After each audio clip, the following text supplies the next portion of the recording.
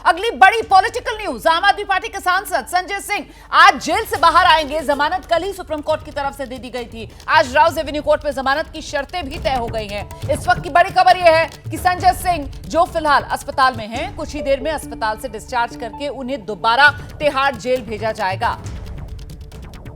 अस्पताल से डिस्चार्ज होकर संजय सिंह तिहाड़ जेल जाएंगे और फिर राउज एवेन्यू कोर्ट की तरफ से, जहां संजय सिंह को कल सुप्रीम कोर्ट ने जो जमानत दी थी उसकी शर्तें तय होने के बाद राउज एवेन्यू कोर्ट की तरफ से जो संजय सिंह की जमानत पर रिहाई का फरमान जारी होगा वो तिहाड़ पहुंचेगा। और उसी फरमान के बाद जिसके लिए शब्दावली परवाना है, जिसका इस्तेमाल किया जाता है, वो जब तिहाड़ पहुंच जाएगा उसके बाद ही संजय सिंह तिहाड़ पर जमानत पर रिहा किए जाएंगे। हम सीधे आपको लेकर चलेंगे। हमारे साथ हमारे दो सहयोगी इस वक्त मौजूद हैं। दिल्ली के अस्पताल से अहमद बिलाल हमारे साथ जुड़े हैं। आम आदमी पार्टी के दफ्तर के बाहर से दीपक रावत इस वक्त हमारे साथ मौजूद है। पहले अहमद बिलाल का रुख करते हैं और जरा जानते हैं बिलाल से, कितना वक्त और अस्पताल से कब तक डिस्चार्ज होंगे और क्या जो पुलिस वैन है उसी में बिठाकर यहां अस्पताल से दोबारा तिहाड़ जेल लेकर जाया जाएगा? बिलाल।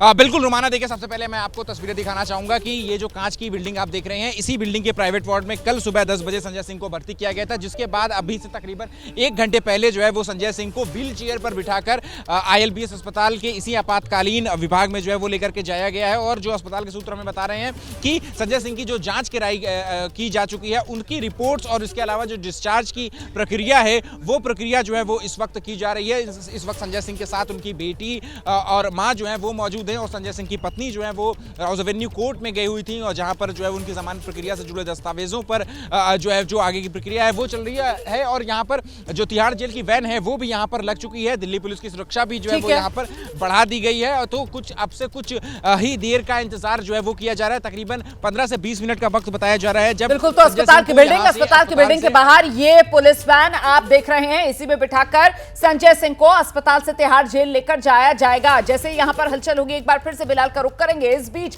सबसे बड़ा सवाल अब ये कि शर्तों पर मिली जमानत के बाद संजय सिंह की राजनीतिक भूमिका, सियासी भूमिका क्या रहने वाली है? क्या संजय सिंह आम आदमी पार्टी के चुनावी कैंपेन को लीड करते हुए नजर आएंगे? इन तमाम सवालों को लेकर एबीपी न्यूज संवाददाता दीपक रावत ने गोपाल राय से खास बातचीत की है, सुनिए। आम आदमी पार्टी के वरिष्ठ नेता और दिल्ली संयोजक गोपाल राय हमारे साथ बातचीत के लिए मौजूद हैं। गोपाल जी, संजय सिंह की जो बेल मिला है उसके बाद से अब ये पूछा जा रहा है कि आखिर अब संजय सिंह का रोल कितना बड़ा हो जाएगा पार्टी में, क्योंकि चुनाव का समय है और आप लगातार कह रहे थे कि फर्स्ट लाइन की लीडरशिप जेल में चली गई है, उसमें से एक नेता बाहर आया। उनके रोल पर क्या आप कहना चाहेंगे? देखिए, रोल उनका पहले भी अपना रोल वो अदा कर रहे थे और आगे भी जो भी पार्टी की ज़रूरतें होंगी उस पर वो काम करेंगे। लेकिन ये जमानत रोल से बड़ा ये है, ये भाजपा के सभी जो साजिशें थीं उसको मुंहतोड़ जवाब है। क्योंकि भारतीय जनता पार्टी जिस तरह से बिना किसी सबूत के, बिना किसी आधार के आम आदमी पार्टी के नेताओं को जेल में बंद किए हुए, सुप्रीम कोर्ट के सामने ईडी के पास कोई जवाब नहीं था। लेकिन मुझे लगता है कि 31 मार्च की रैली ने भाजपा के ऊपर काफ़ी दबाव बनाया है।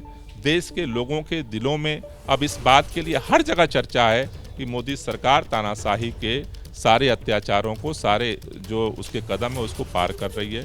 अब ये गलत हो रहा है और मुझे लगता है कि आज संजय सिंह की जो रिहाई है उस दिशा में एक बड़ी जीत है। 7 मार्च को अपने बड़े उपवास का कार्यक्रम रखा है केजरीवाल की गिरफ्तारी के खिलाफ। जंतर मंतर पे भी लोग जोड़ेंगे आपने कहा है, क्या इंडिया ब्लॉक के लीडर भी उसमें बुलाए जाएंगे? किस तरीके से ये होगा? सुनीता केजरीवाल भी होंगी, क्या रहे? देखिए, 7 अप्रैल से सामूहिक उपवास जो है 7 को शुरू करने का निर्णय लिया है। इसके लिए कोई किसी पार्टी का हो, किसी संगठन का हो, अगर वो ये मानता है कि अरविंद केजरीवाल जी की गिरफ्तारी ज़्यादती है, अगर वो तानाशाही के खिलाफ है, लोकतंत्र के लिए लड़ना चाहता है, उससे अपील है कि आप अपने गांव में, अपने घर पे, अपने मोहल्ले में, अपने तहसील में, ज़िले में, प्रदेश मुख्यालय में, कहीं भी आप सामूहिक उपवास करके आप प्रार्थना करें कि अरविंद केजरीवाल को शक्ति मिले इस लड़ाई को लड़ने का। हम सीधे आपको लेकर चलेंगे। हमारे साथ हमारे सहयोगी दीपक रावत इस वक्त मौजूद हैं। दीपक, जमानत पर चाहे संजय सिंह की रिहाई हो या फिर अरविंद केजरीवाल जिस तरीके से सलाखों के पीछे हैं, सभी को लेकर सियासी तौर पर यहां पर जो रणनीति है वो आम आदमी पार्टी की तरफ से बना ली गई है। तस्वीर यही साफ हो रही है दीपक? जी बिल्कुल, अब रणनीति जो भी होगी रोमाना, वो संजय सिंह के इर्द गिर्द ही होगी। वो इसलिए भी क्योंकि आम आदमी पार्टी से दो तरह से चुनाव में बनाने की कोशिश करेगी। पहली बात तो ये कि संजय सिंह गिरफ्तार हुए थे, शराब नीति को लेकर जो आरोप लगे हैं उसको लेकर।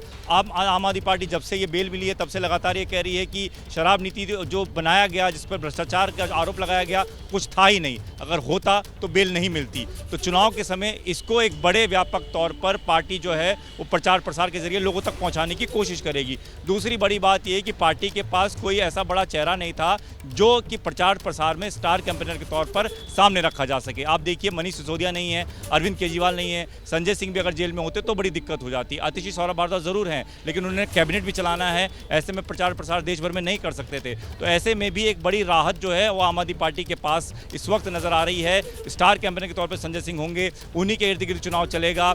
पार्टी लाइन क्या होगी ये भी तय करने वाला एक नेता बाहर है, क्योंकि उसकी भी एक बड़ी कमी खल रही थी।